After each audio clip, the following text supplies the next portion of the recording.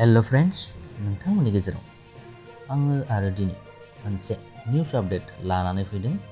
लोगोफोर, जाथाया जादों जोंनि गेजेराव सानफ्रोमबो जाफ्लेबाय थानाय मोनसे एखे जाथाय।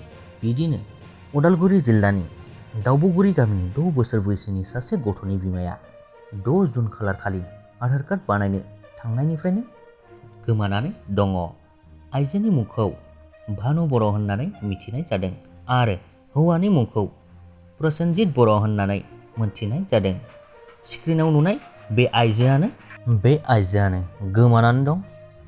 नोंथांमोना जुदि सोरबाफोर नुसनबायोब्ला नैबे होखानाय नाम्बार 6900636615 बे नाम्बाराव कल खालामनानै खिन्थाहरनो हागोन एबा फोरमायहरनो हागोन।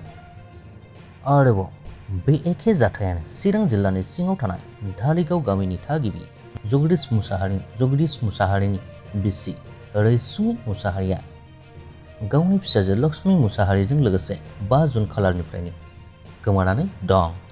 मिथिनाय बादिब्ला रबिबार खालिनि बेलासे 4 बाजिसोआव रावखौबो मिथिहोआलासे फिसाजोखौ लानानै थांदों।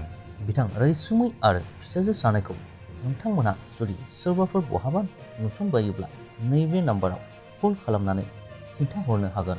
नाम्बारा जादों 9706245359।